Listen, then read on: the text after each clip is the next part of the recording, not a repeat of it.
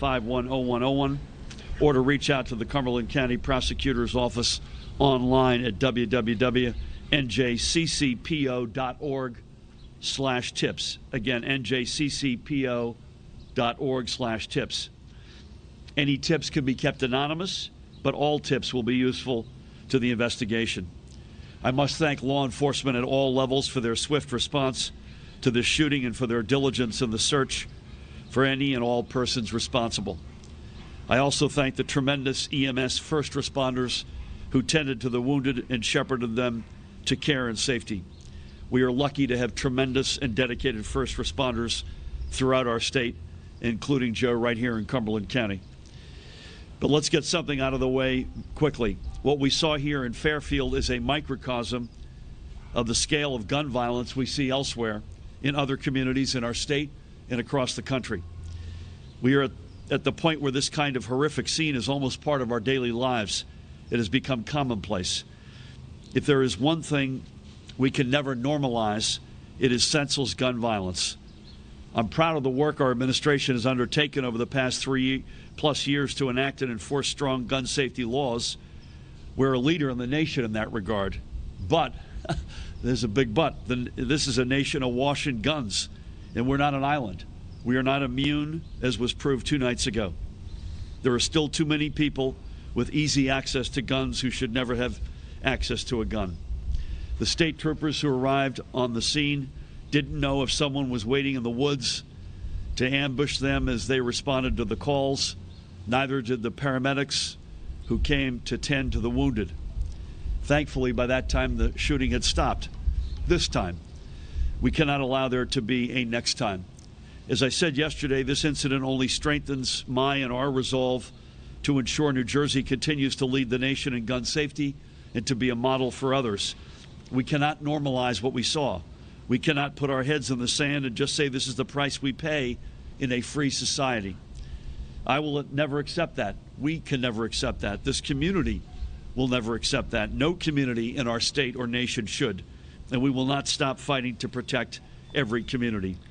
Again, anyone with information should reach out to the state police's Bridgeton station.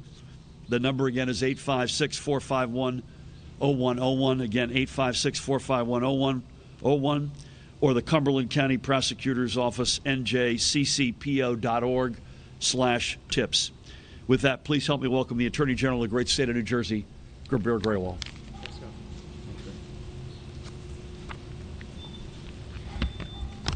Good morning, everyone. Thank you, Governor. I'm sorry to be joining you under these circumstances this morning.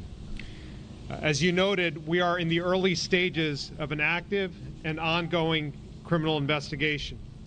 The New Jersey State Police, under the direction of Colonel Pat Callahan, and the Cumberland County Prosecutor's Office under the direction of Prosecutor Jennifer Webb-McRae, are leading this investigation with the support of our many federal, state, and local partners.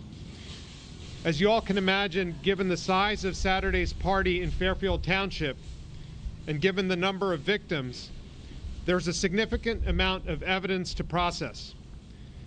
But based on our preliminary assessment, here's what we know. This was not a random act of violence. This was a targeted attack. We can confirm that 2 people are dead.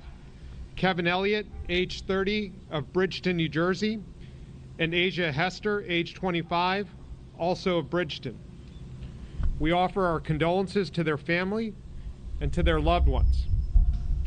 I can also confirm that we've recovered multiple firearms and shell casings from the scene, and that we're working with our federal partners to determine where these guns originated from and whether they can be linked to other recent acts of violence in the area. In addition, 1 individual has been arrested, and we fully anticipate the possibility of additional arrests as this case progresses. The sad reality is that we've developed a playbook for events like this one. We unfortunately have a proven and a thorough process and set of protocols to investigate the scourge of mass shootings. We have a playbook for responding to scenes like this one. We have a playbook for collecting evidence, for notifying next of kin, and for bringing those responsible to justice. These protocols reflect not just the professionalism of our state's law enforcement agencies, but also, as the governor said, the pervasiveness of our country's gun violence problem. We can and we must continue to tackle this problem head on, and we must treat it like the public health crisis that it is. We recognize that we must simultaneously address the root causes of violence while also taking swift action against those who break the law. And while we have made important strides in this effort in New Jersey, events like Saturday's shooting remind us how much further we have to go. Before I turn it over to Colonel Callahan, who will provide additional details about the incident, I'd like to take a moment to thank our law enforcement officers who are working around the clock to figure out what happened and who's responsible for this deadly tragedy. I want to especially thank our state troopers who first responded to Saturday's shooting. While hundreds fled that party, while hundreds of partygoers ran from danger, our state troopers ran towards it. They did that like they do each and every day. Their bravery, their hard work, helped to quickly restore order and allowed medical staff to treat the wounded. Their actions also remind us how lucky we are to have such a well-trained and professional state police force, and how much we rely on them to keep us safe during moments of crisis.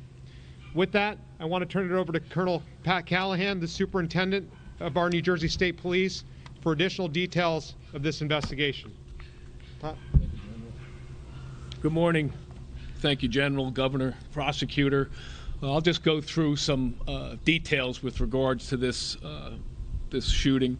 Earlier on Saturday evening over the weekend, our troopers responded to a party at 7 King Drive in Fairfield Township regarding noise complaints.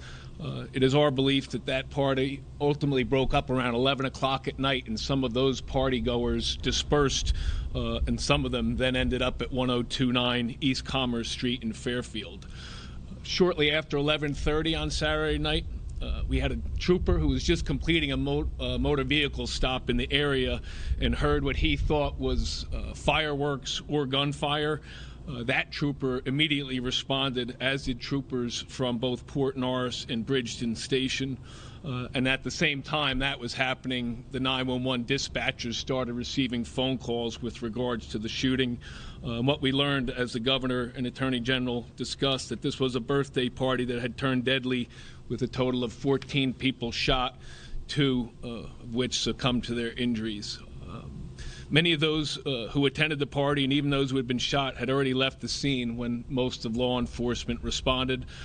They were and continue to be treated in local hospitals. Since Saturday evening and continuing this time, state troopers, our Troop A Criminal Investigations Office, Major Crime South Unit, Cumberland County Prosecutor's Office, State Police Crime Scene Investigations, and members of the Regional Computer Forensic Laboratory have responded to investigate. I'd also like to thank Bridgeton Police Department, the ATF, and although they have not supported the effort, one of the first people I heard from was the FBI Special Agent in Charge, George Crouch, offering any and all assets from the Federal Bureau of Investigation. In addition to processing the crime scene and doing an inventory of all the ballistic evidence that the Attorney General mentioned, witness interviews are still being conducted. Digital evidence is being recovered, search warrants are being executed, and forensic evidence is being analyzed. A number of firearms have been recovered from various locations, and as the AG stated, one individual has been arrested, and we do anticipate additional arrests. At this juncture, to take you even through some additional details, I introduce Prosecutor Webb-McRae. Prosecutor. Good morning, everyone. I am Jennifer Webb-McRae, the Cumberland County Prosecutor. I would like to thank our Governor, our Attorney General, and our Colonel for all of the support they've given to our community during this very trying time. I'd also like to thank my Commissioner Director, Joe Durella, Mayor Ben Byrd, committeemen David Gonzalez and Tommy Clark, and Mayor Albert Kelly for the support that they've given during this time.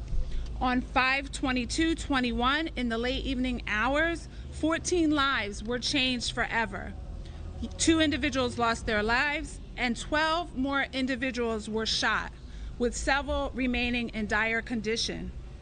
We've mentioned the names of the victims who are deceased. However, there are 12 other individuals whose lives have been changed forever. To preserve the integrity of the investigation and to protect the privacy of the shooting victim survivors, we are not releasing their names at this time. However, I can tell you that the victims range from 19 to 35 years of age and all live within our county. They include both men and women. We mourn the loss of life and the senseless violence. We send condolences and prayers to the 14 sets of family and friends, which obviously amounts to hundreds of people who have been affected by this tragedy.